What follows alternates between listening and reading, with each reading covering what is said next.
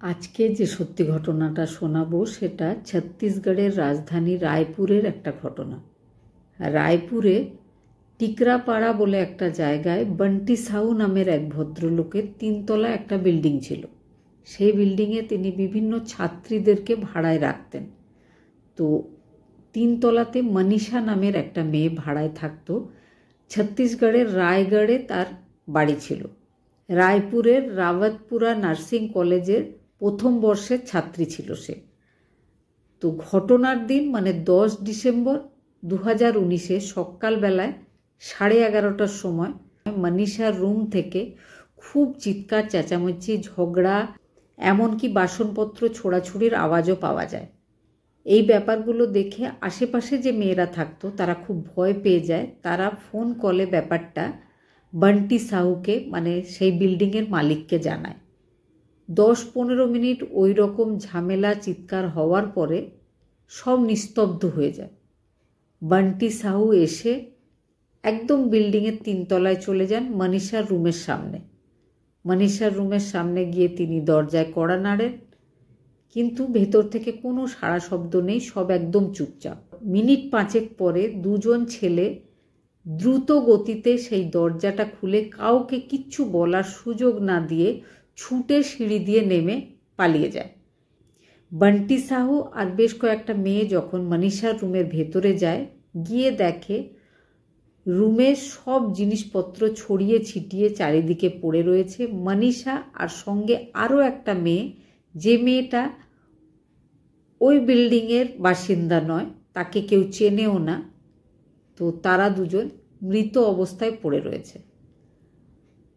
সেখানে একটা রক্তমাখা তাওয়া, একটা ভাতের থালা যেখানে ভাত তরকারি সব সাজানো রয়েছে, কিন্তু এখনো হাত দেওয়া হয়নি। মানে কেউ একজন খাওয়ার জন্য ভাতটা নিয়ে বসেছিল, কিন্তু তার খাওয়া হয়নি, তার আগেই এই দুর্ঘটনা ঘটে গেছে।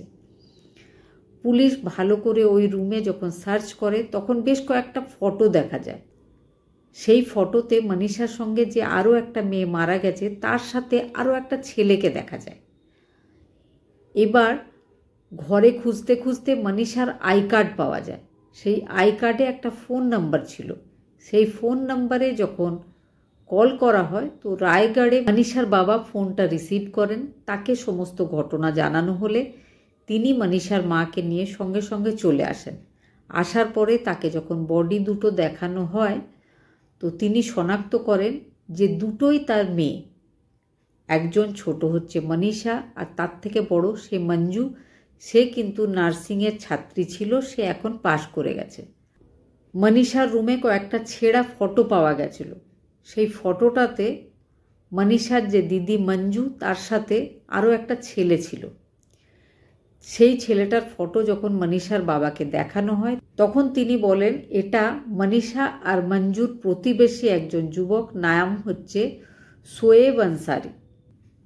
তিনি বলেন সে খুব বাজে ছেলে, সে তার মেয়েকে সবসময় বিরক্ত করত, তাই জন্যই সে হয়তো রাগের বশবর্তী হয়ে তার মেয়ে দুটোকে মেরে ফেলেছে।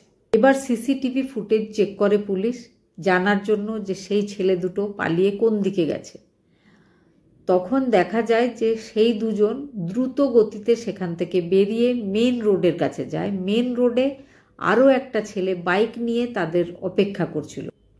সেই বাইক আরোহীর পেছনে দুজন বসে তারা স্টেশনের দিকে চলে গেছিল। যে বিল্ডিংয়ে মনীষা থাকতো সেই বিল্ডিংয়ের মেয়েরা বলে যে তারা সকাল থেকেই দুজন ছেলেকে বিল্ডিংয়ের সিঁড়িতে বসে থাকতে দেখেছিল। তাদের সন্দেহ হয়েছিল যে এরা দুজন কে, এদেরকে তো আগে কখনো দেখা যায়নি, কিন্তু যেহেতু দুজন ছেলে সেই জন্য তারা কেউ কথাও বলেনি বা জিজ্ঞেস করেনি যে কি কারণে তারা বসে রয়েছে বা কাদের অপেক্ষা করছে।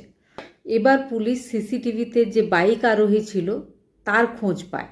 মনীষার বাবা বলে এই ছেলেটাও তাদের প্রতিবেশী, নাম হচ্ছে দেবনারায়ণ। তার বাড়িতে পুলিশ যায়। পুলিশ যাওয়ার পরে তাকে অ্যারেস্ট করে থানায় নিয়ে আসে। তার বয়স ছিল 17 বছর। সে একজন নাবালক ছিল। দেবনারায়ণ জিজ্ঞাসাবাদে পুলিশকে বলে যে শোয়েব আনসারি মঞ্জুর খুব ভালো বন্ধু ছিল, তাদের দুজনের মধ্যে যথেষ্ট ঘনিষ্ঠ একটা প্রেমের সম্পর্ক ছিল। 21 মে 2019-এ তারা দুজন কোর্টে গিয়ে বিয়ে করেছিল, একটা মন্দিরে গিয়েও বিয়ে করেছিল। বিয়ে করার পরে কাউকে জানায়নি, যে যার নিজের বাড়িতেই ছিল। কিন্তু বিয়ে করার কিছুদিন পরে মঞ্জুর মনে হয় যে সে বিয়েটা করে ভুল করে ফেলেছে। এদিকে মঞ্জুর বাড়ির লোকরা বিয়ের ব্যাপারে জানতো না, কিন্তু তাদের মেয়ের সাথে শোয়েব আনসারি নামক ছেলেটার একটা রিলেশন আছে সেটা জানতো। তারা সব সময় মেয়েকে বোঝাতে থাকে যে যে কোনোভাবে শোয়েব আনসারিকে ছেড়ে দিতে হবে। মা বাবা বোঝানোর পর 21 মেতে সে বিয়ে করেছিল, কিন্তু 3 নভেম্বর 2019-এ মা বাবার সাথে সে থানায় গিয়ে শোয়েব আনসারি নামে একটা কমপ্লেন করেছিল। কমপ্লেনে জানিয়েছিল যে শোয়েব আনসারি নামের ছেলেটা তাকে খুব বিরক্ত করছে। যাই হোক, এই ব্যাপারটাতে কমপ্লেন হওয়ার পর থেকে কিন্তু শোয়েব আনসারি মঞ্জুর ওপরে খুব রেগেছিল। শোয়েব আনসারি সপ্তাহখানেক আগে মঞ্জুর সাথে একটা অন্য ছেলেকে কোনো একটা ভিডিওতে দেখেছিল, যেটা মঞ্জু ইনস্টাগ্রামে আপলোড করেছিল। এটা দেখার পরে সে বুঝতে পারে যে এই নতুন ছেলেটার সাথে মঞ্জুর এখন কোনো একটা সম্পর্ক তৈরি হয়েছে। শোয়েব আনসারির মনে হয় যে যে ছেলেটার সাথে সে ভিডিও তৈরি করেছে তার সাথে সে এখন নিশ্চয় নতুন রিলেশনে আছে, সেই জন্য সে শোয়েবকে বাদ দিতে চাইছে। তার প্রচণ্ড রাগ হয় মঞ্জুর উপরে। সে মঞ্জুর সাথে কথা বলে যে সে মঞ্জুর সাথে দেখা করতে চায়। মঞ্জু কিন্তু দেখা করতে রাজি হচ্ছিল না।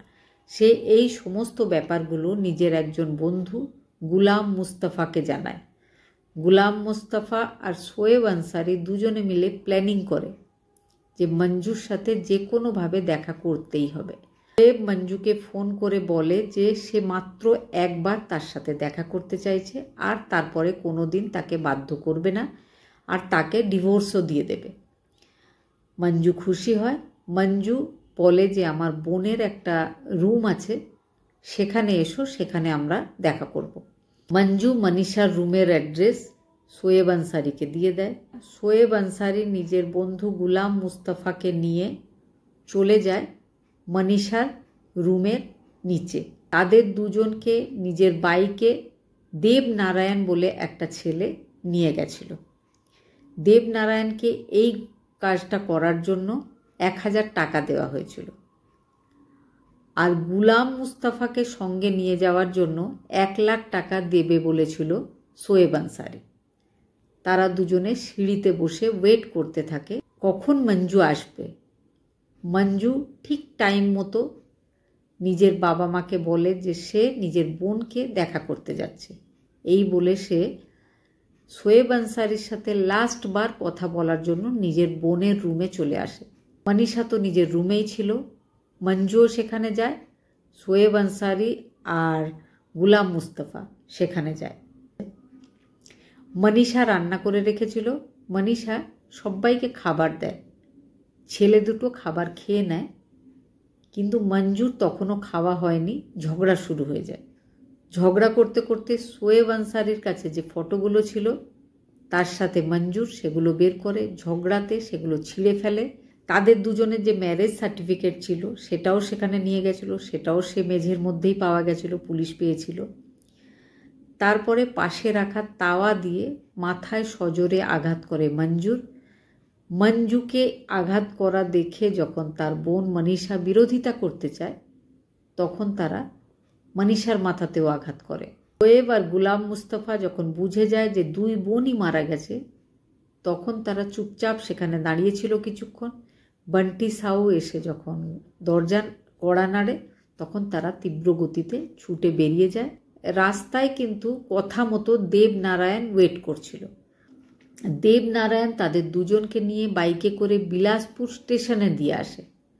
তারা চিরমিরি এক্সপ্রেস বলে একটা ট্রেন, তাতে উঠে যায়। দেবনারায়ণের কাছে পুলিশ সমস্ত ব্যাপারটা যখন জানতে পারে, তারপরে চিরমিরি এক্সপ্রেস পেলান বলে একটা স্টেশনে দাঁড়িয়েছিল, সেই সময় ট্রেন থেকে তাদের দুজনকে অ্যারেস্ট করা হয়। খুব কম সময়ের মধ্যে পুলিশ কিন্তু তদন্তটা সেরে ফেলেছিল, অপরাধীদেরকে ধরে ফেলেছিল। কিন্তু খুব দুঃখজনক ব্যাপার, একই পরিবারের দুজন মেয়ে একই সঙ্গে প্রাণ হারায়। গুলাম মুস্তাফা, শোয়েব আনসারি দুজনেই এখন জেলে রয়েছে।